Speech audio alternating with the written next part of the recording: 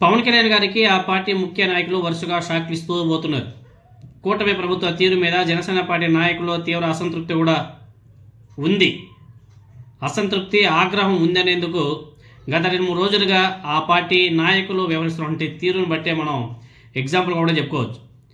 2-3 రోజుల క్రితమే జనసేన పార్టీ ముఖ్య నాయకుడు బొలిశెట్టి సత్యనారాయణ గారు నామినేటెడ్ పదవుల్లో తమ పార్టీ వారికి ఎలా అన్యాయం జరుగుతుందో పూసగుచ్చినట్లు ఆయన వివరించారు.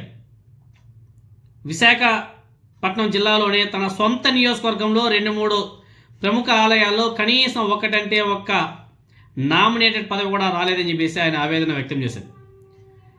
ఈ విషయాలన్నీ కూడా రాష్ట్ర వ్యాప్తంగా అందరికీ తెలియాలనే ఉద్దేశంతోనే ఈ వీడియో కూడా రిలీజ్ చేస్తున్నట్లు ఆయన చెప్పుకొచ్చాడు.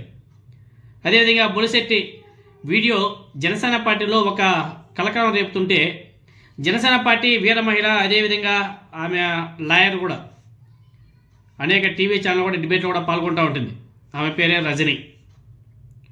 ఆమె కూడా ఆగ్రహంగా ఉంది. రజనీ గారి ఆగ్రహం ఆలోచింపజేసేలా ఉంది.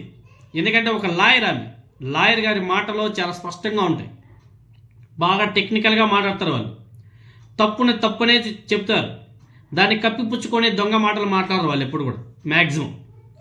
ఈ వీర మహిళ లాయర్ రజనీ కూడా ఆలోచింపజేసేలా, అందరినీ ఆలోచింపజేసేలా మాట్లాడింది.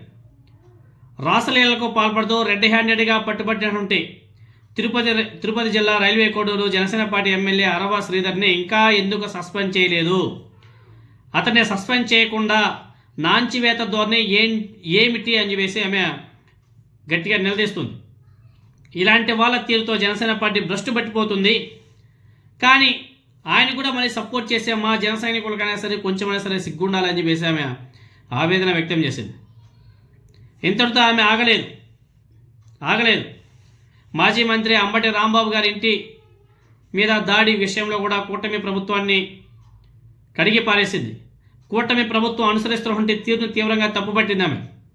అసలు ఈ రాష్ట్రంలో ముఖ్యమంత్రి ఉన్నాడా అని చెప్పేసి ఆమె నిలదీసింది. అలాగే సొంత పార్టీ నాయకులకు కూడా ఆమె మరో షాక్ ఇచ్చింది. అంబటి రాంబాబు గారి ఇంటి మీద దాడి జరిగితే స్పందించకుండా డిప్యూటీ సీఎం ఎక్కడ ఉన్నాడు అని చెప్పేసి ఆమె నిలదీసింది. అలాగే హోంశాఖ మంత్రి ఏం చేస్తున్నారని చెప్పేసి తనదైన శైలిలో ప్రశ్నలతో కూటమి నేతల్ని, కూటమి ప్రభుత్వాన్ని జనసేన పార్టీ వీర మహిళ ఉక్కిరి బిక్కిరి చేసింది. అంబటి రాంబాబు గారు ఇలా తగలబడిన సందర్భంలో సమాధానం చెప్పాల్సిన బాధ్యత డిప్యూటీ సీఎంది, అదేవిధంగా హోమ్ మినిస్టర్ మీద ఉంది. కానీ స్పందించకపోవడాన్ని కూడా ఆమె తీవ్రంగా తప్పుపట్టింది. గతంలో తెలుగుదేశం పార్టీ కార్యాలయాన్ని ధ్వంసం చేసినప్పుడు సీఎం హోదాలో వైఎస్ జగన్మోహన్ రెడ్డి గారు వివరణ ఇచ్చాడు. తనపై దూషణకు పాల్పడడంతోనే తమ వాళ్లకు బీపీ పెరిగి దాడులు చేసినట్టు జగన్మోహన్ రెడ్డి గారు ఒక వివరణ కూడా ఇచ్చాడు. అయితే జగన్మోహన్ రెడ్డి గారి వివరణను నాడు అందరూ కూడా తప్పు పెట్టారు. అది కూడా ఆమె ఒకసారి గుర్తు చేసింది. అవును, తప్పే. అంబటి రాంబాబు గారి విషయంలో ఎందుకు మరి కూటమి ప్రభుత్వ నాయకులు, కూటమి ప్రభుత్వం మంత్రులు, అదేవిధంగా చీఫ్ మినిస్టర్, డిప్యూటీ సీఎం స్పందించలేదు? అంబటి రాంబాబు గారు కారులో వెళ్తున్నప్పుడు ఆయన గ్రంథాలయ సంస్థ చైర్పర్సన్ బండ బూతులు తిట్టడం జరిగింది. ఆమెతో పాటు అనేక మంది మగవాళ్ళు రెచ్చగొట్టేలా మాట్లాడడం జరిగింది. అదేవిధంగా అంబటి రాంబాబు గారిని, అదేవిధంగా వైసీపీ నాయకులను రెచ్చగొట్టేలా ఫ్లెక్సీ పెట్టడం ఏమిటి? కూటమి ప్రభుత్వం అధికారంలో ఉన్నటువంటి పార్టీ నాయకులు చేసేది ఇదేనా? అలాగే అంబటి రాంబాబు మగతనం గురించి తెలుగుదేశం పార్టీ మహిళా నాయకులు మాట్లాడడం ఏమిటి అని చెప్పేసి కూడా ఆమె నిలదీసింది. అంటే వీళ్ళు మాట్లాడుతుంటే అంబటి రాంబాబు గారు చూస్తూ ఊరుకోవాలా? వీళ్ళు మాట్లాడుతుంటే మాటలకి అంబటి రాంబాబు గారు కూడా పాపం హట్ అయి ఆయన ఫ్లోలో అలా మాట్లాడడం జరిగిందని చెప్పేసి ఆమె చెప్పడం జరిగింది. తెలుగుదేశం పార్టీ ఎమ్మెల్యే సమక్షంలో అంబటి రాంబాబు గారి ఇంటి మీద దాడి జరగడం ఏమాత్రం సరైనది కాదు.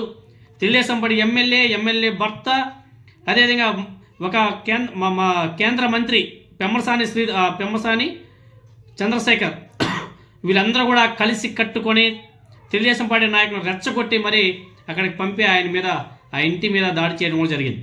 ఇది ఎంతవరకు సమంజసం వేసి కూడా ఆమె ప్రశ్నించింది.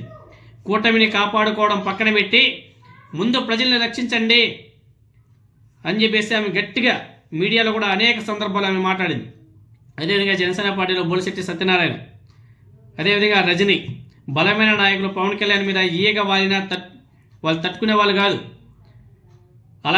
అలాంటిది ఇప్పుడు డిప్యూటీ సీఎం ఏం చేస్తున్నాడని చెప్పేసి ఒక వీర మహిళ ప్రశ్నించడం, జనసేన పార్టీలో ఎలాంటి వ్యతిరేకతతో అయిష్టంగా జన సైనికులు ఉన్నారు, జనసేన వీర మహిళలు ఉన్నారు. దీన్ని బట్టి మనం అందరం కూడా అర్థం చేసుకోవచ్చు. పవన్ కళ్యాణ్ గారి తీరు మీద జనసేనలో ఏమాత్రం సంతోషంగా లేరు అనేదానికి ఇది ఒక ఉదాహరణ. అందుకే జనసేన పార్టీ నాయకులు కానీ ఎవరు కూడా స్పందించడం లేదు. అందుకే ఏమో పవన్ కళ్యాణ్ గారికి చాలా కోపం వచ్చేట్టుగా ఉంది. ఈరోజు పాపం నాయకులను ఉద్దేశించి, వాళ్ళ ఎమ్మెల్యేలను, వాళ్ళ మంత్రులను ఉద్దేశించి గట్టిగా మాట్లాడాడు. మీరు ఎందుకు జగన్మోహన్ రెడ్డి గారి మీద వైసీపీ మీద కౌంటర్ ఇవ్వలేకపోతున్నారు, ఏమైంది మీకు అని చెప్పేసి వాళ్ళ నాయకుల మీద సీరియస్ అయ్యాడంట. ఏమంటారండి పవన్ కళ్యాణ్ గారు, మీ నాయకులు ఏం చేస్తారు చెప్పండి? ఒక ఆయనేమో అసెంబ్లీలో కూర్చొని మొబైల్లో చూసుకుంటూ ఉంటాడు, ఇంకొక ఎమ్మెల్యే ఏమో మహిళలతో బీభత్సం చేస్తున్నాడు, ఇంకొక ఎమ్మెల్యే ఆయన పర్సనల్ బిజీలో ఆయన ఉన్నాడు, ఇంకొక ఎమ్మెల్యే దోచుకోవడంలో పంచుకోవడంలో బిజీగా ఉన్నారు. వాళ్ళంతా ఆ పనిలో బిజీగా ఉంటాయి. నీ గురించి వైసీపీ మీద ఎక్కడ కౌంటర్ ఇస్తారు చెప్పండి? వైసీపీ మీద కౌంటర్లు ఇవ్వలేదంట. కౌంటర్లు ఇవ్వలేదని చెప్పేసి పవన్ కళ్యాణ్ గారు వైసీపీ జనసేన పార్టీ నాయకుల మీద బీభత్సంగా తిరుగుతున్నాడు. ఆగ్రహం వ్యక్తం చేశారంట పవన్ కళ్యాణ్ గారు. ఈరోజు చూసా ఒక వార్త చూసా, జనసేన పార్టీ నాయకుల మీద ఆగ్రహం వ్యక్తం చేసిన పవన్ కళ్యాణ్. ఏమి ఆయన లోపలికి వెళ్ళి చూస్తే వైసీపీ మీద వీళ్ళు దాడి చేయలేదంట, అందుకని చెప్పేసి ఆగ్రహం వ్యక్తం చేశారంట పవన్ కళ్యాణ్ గారు. ఏందయ్యా పవన్ కళ్యాణ్ గారు, మన పరిపాలన చూసి ప్రజలందరూ కూడా నవ్వుకుంటున్నారు. గత 2-3 రోజులుగా జరుగుతున్న ఇన్సిడెంట్ చూసి ప్రజలందరూ కూడా బాధపడుతున్నారు. ఒక అంబటి రాంబాబు గారి ఇంటి మీద కానీ, జోగి రమేష్ గారి ఇంటి మీద కానీ జరిగినటువంటి దాడులు ఏవైతే ఉన్నాయో వాటిని కూటమి ప్రభుత్వం ఖండించకపోవడం దారుణం అని చెప్పేసి కామన్ మ్యాన్ కూడా ప్రశ్నిస్తుంటే, మీరు మాత్రం సైలెంట్గా వైసీపీ మీద ఇంకా వాళ్ళు కౌంటర్లు ఇవ్వండి అని చెప్పేసి మాట్లాడుతుంటే సిగ్గుండాలి మనకు కొంచెం.